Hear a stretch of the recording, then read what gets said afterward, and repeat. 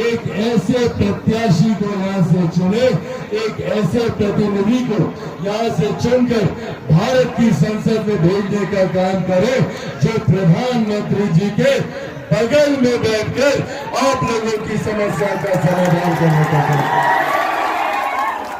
और वो प्रत्याशी आदरणीय देवेश चंद्र ठाकुर जी, ये मेरे परिवार के सदस्य हैं। इनका गहरा रिश्ता मेरे से, मेरे पिता आदरणीय रामविलास पासवान जी के साथ रहा है। और आज ये आग्रह करने आया हूँ कि जितना प्यार आप लोग चिराग पासवान से करते हैं, उतने ही प्यार से आप आदरणीय देवेश चंद्र ठाकुर जी को यहाँ से जिताने का काम करें।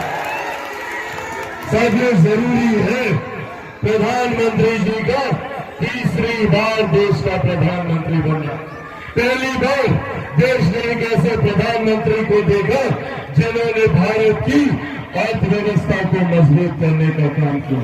एक दशक पहले हम में से कोई नहीं जानता था कि भारत की अर्थव्यवस्था कौन से पायदान पर है। पहली बार देश में एक ऐसे प्रधानमंत्री आए जिनकी वजह से आज हम लोग गर्व से कहते हैं कि दुनिया में 5वीं सबसे बड़ी अर्थव्यवस्था भारत है। तो ये दिन हमारे प्रधानमंत्री आदरणीय नरेंद्र मोदी जी। जब देश की अर्थव्यवस्था मजबूत होती है तो राज्य का राजस्व बढ़ता है, हर गरीब व्यक्ति के हाथ में ज्यादा कमाई आती है, प्रति व्यक्ति आय में इजाफा होता है। और इसी का परिणाम है कि आज 10 सालों में देश भर में 25 करोड़ से ज्यादा लोग गरीबी रेखा से बाहर निकलकर मुख्य धारा के साथ जुड़ने का काम किया। हमारे प्रधानमंत्री जी का लक्ष्य 2047 तक भारत को एक विकसित देश बनाना। भारत विकसित देश तब बनेगा जब भारत का हर एक राज्य, बिहार जैसा राज्य जब विकसित बनेगा, हम लोग का हर एक जिला जब विकसित बनेगा, हर एक प्रखंड जब विकसित बनेगा, हर एक पंचायत और हर एक गांव को विकसित बनाने के लक्ष्य के साथ हमारी एनडीए सरकार, हमारे प्रधानमंत्री जी कार्य कर रहे हैं। इसकी नींव में इन्होंने कार्य की शुरुआत भी की है। सोचिए, दिल्ली में बैठा एक प्रधानमंत्री गांव में बैठी एक महिला के सम्मान की चिंता करता, उनके लिए शौचालय का निर्माण करवाता, उज्ज्वला योजना देकर चूल्हे चौके से जो आपके स्वास्थ्य पर प्रभाव पड़ता था, गैस कनेक्शन दिलवाने का काम करता।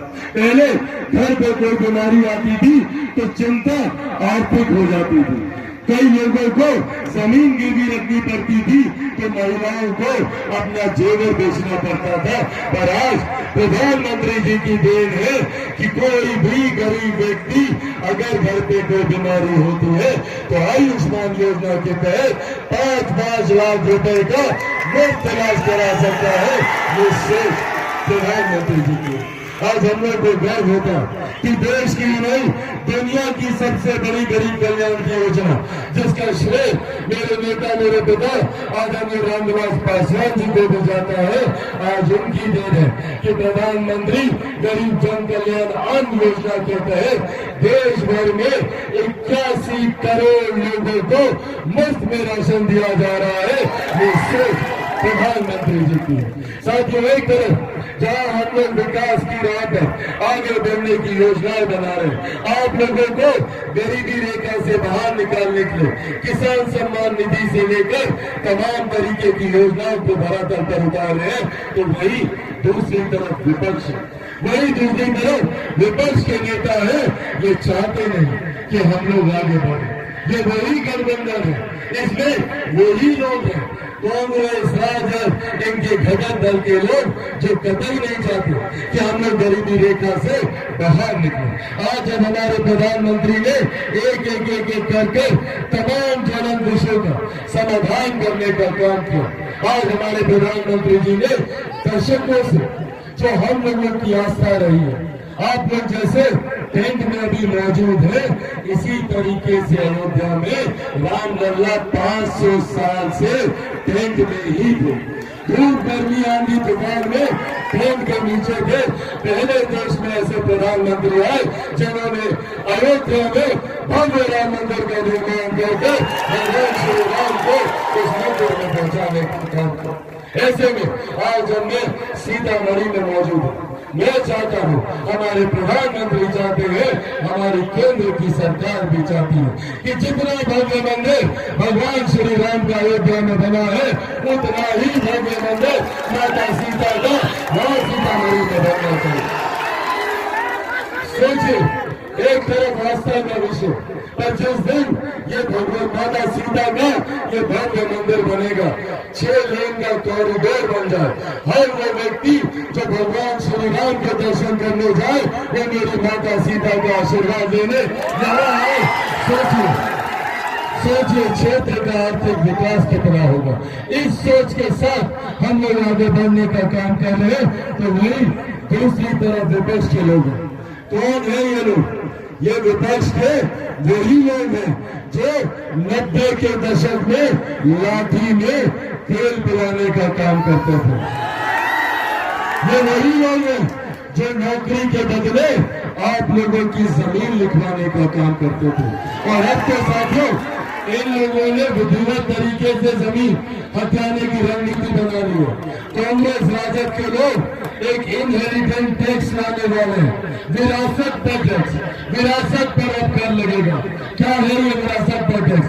आप लोगों की जितनी जमीन जायदाद है ना चाचा, जितना भी आप लोग रखे हैं, एक गरीब किसान के पास हो, एक गरीब मजदूर के पास जो भी संपत्ति है, या चाची आप लोग पर जो गहना जेवर आप लोग रखी है ना घर पर, ये कांग्रेस राजद का लोग आएगा ना, सब ले लेगा। 55% ये लोग कर लगाने का सोच रहे हैं विरासत पर। आप लोगों की जमीन जायदाद का 55% हिस्सा कांग्रेस और राजद वाले छीनने की सोच रखते हैं। और ये बात आप लोगों तक ना पहुंचे तो झूठ फैलाने का काम करते हैं। क्या झूठ बोलते हैं? बोलते हैं कि संविधान को खतरा है, आरक्षण को खतरा है, लोकतंत्र को खतरा है। अरे ये लोग बात करेंगे लोकतंत्र की, जिन लोगों ने सन 75 में आपातकाल लगाकर सही मायने में लोकतंत्र की हत्या करने का काम किया। ये लोग बात करेंगे संविधान की, ये लोग बात करेंगे आरक्षण की। आज माता सीता की इस धरती से मैं मेरे नेता, मेरे पिता आदरणीय रामविलास पासवान जी के संघर्षों की कसम खाकर आप लोगों से वादा करता हूं कि जब तक चिराग पासवान जिंदा है, न आरक्षण को कोई खतरा है, न संविधान को कोई खतरा है। खतरा है तो इन लोगों से, इन महागठबंधन के लोगों से।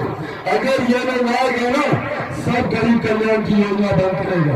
हमको पहले तो बताइए, हाथ उठाकर कितने लोगों को यहाँ पे 5 किलो अनाज हर महीने का मिलता है? सब लोग हाथ उठाकर बताइए, अनाज मिलता है ना? मिल रहा है ना चाची? हाँ, 5-5 किलो मिलता है ना?